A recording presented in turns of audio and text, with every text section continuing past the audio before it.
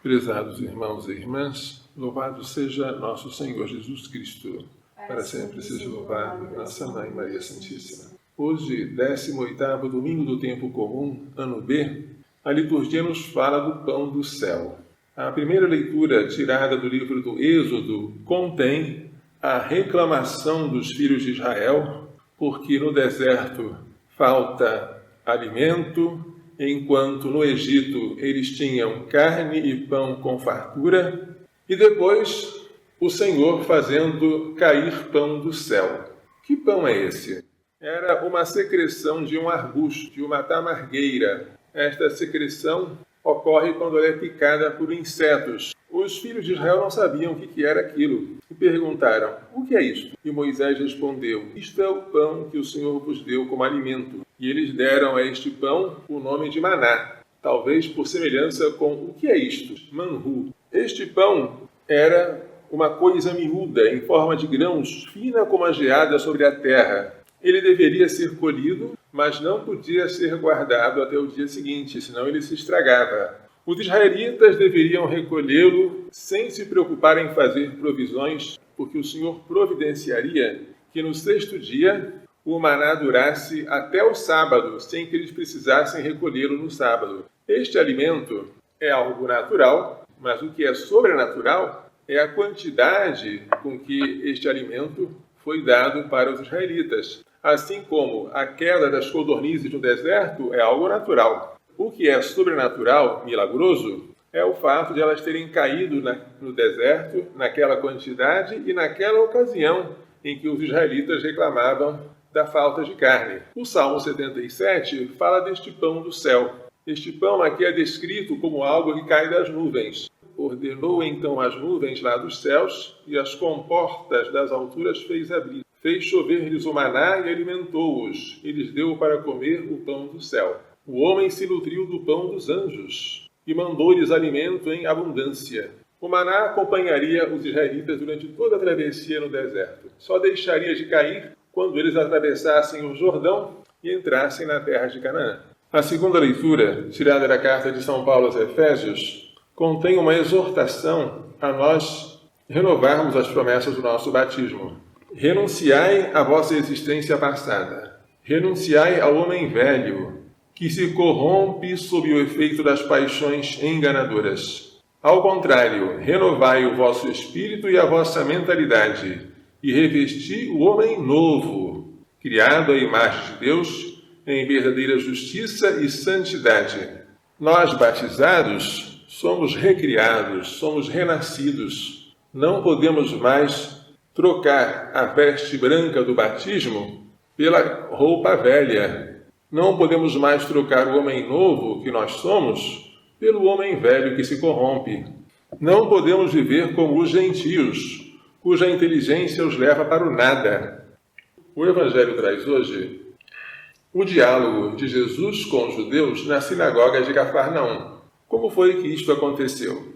Quando Jesus, caminhando sobre as águas, atravessou o mar da Galileia e chegou a Cafarnaum, juntamente com seus discípulos, depois de ter acalmado a tempestade, ao chegar em Cafarnaum, os judeus também foram à procura de Jesus, porque eles viram que Jesus não estava naquela margem, nem os seus discípulos. Então eles subiram às barcas e foram à procura de Jesus em Cafarnaum. E chegando até a Cafarnaum, perguntaram a Jesus: Rabi, que quer dizer mestre, como chegaste aqui? A resposta seria: eu cheguei aqui andando sobre o mar. Mas esta resposta eles não entenderiam. Não era conveniente para Jesus revelar isto naquele momento.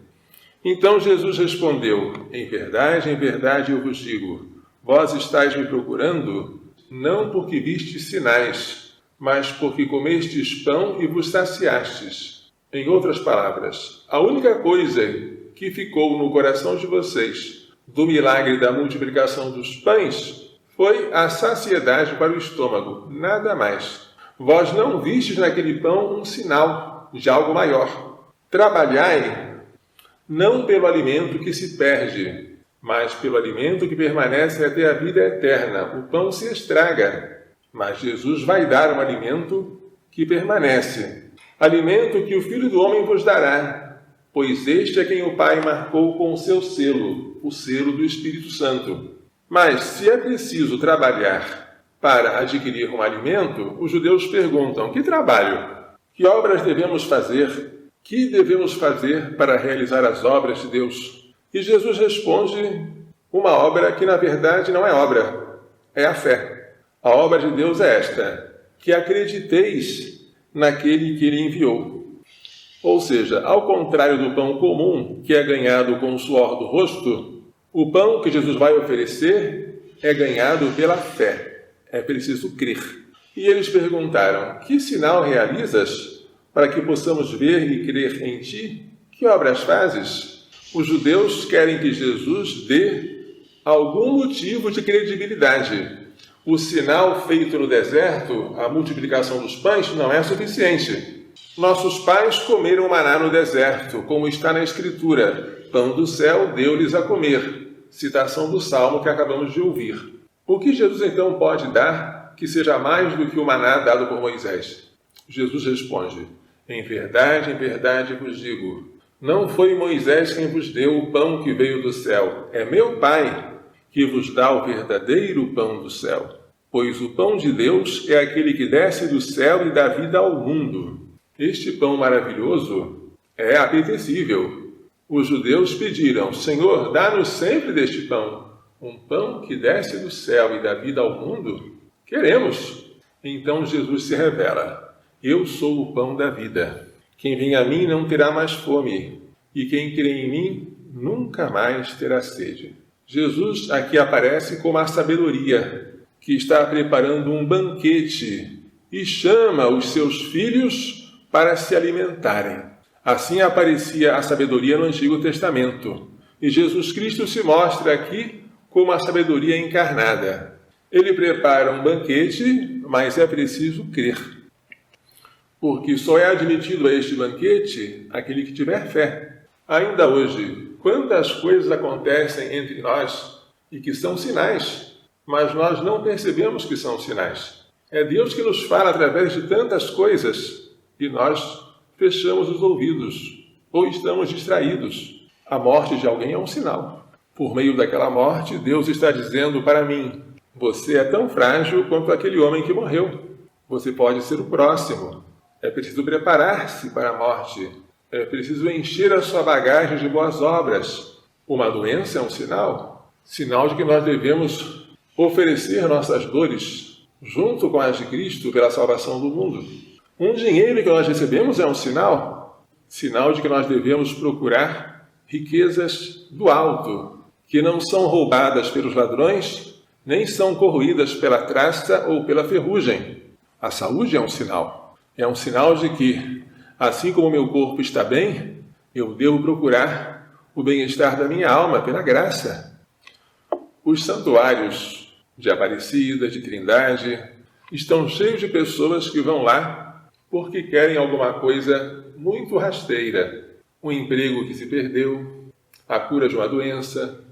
Dificilmente um peregrino vai até uma dessas cidades onde há santuários para pedir a Deus a vitória sobre os seus vícios, a humildade de coração, o perdão dos seus pecados, porque a grande multidão custa a ver sinais nas coisas que acontecem nas suas vidas. Os sinais devem nos apontar para o alto, e isso é que distingue o cristão do pagão que não tem esperança e que não enxerga além da superfície da terra. A Eucaristia que Jesus nos deixou tem por matéria o pão e o vinho, mas eles são sinais. São sinais de algo que supera tais espécies. O pão é sinal do corpo de Cristo, mas um sinal eficaz. O corpo de Cristo se faz presente debaixo da aparência do pão. O vinho é sinal do sangue de Cristo, mas um sinal eficaz. O sangue de Cristo se faz presente sob a espécie do vinho. E o corpo e o sangue de Cristo, sob as aparências do pão e do vinho, são oferecidos ao Pai pela nossa salvação. É uma maravilha que nós não vemos, mas nós acreditamos. Felizes aqueles que não viram e creram, e porque creem, adoram e amam este mistério.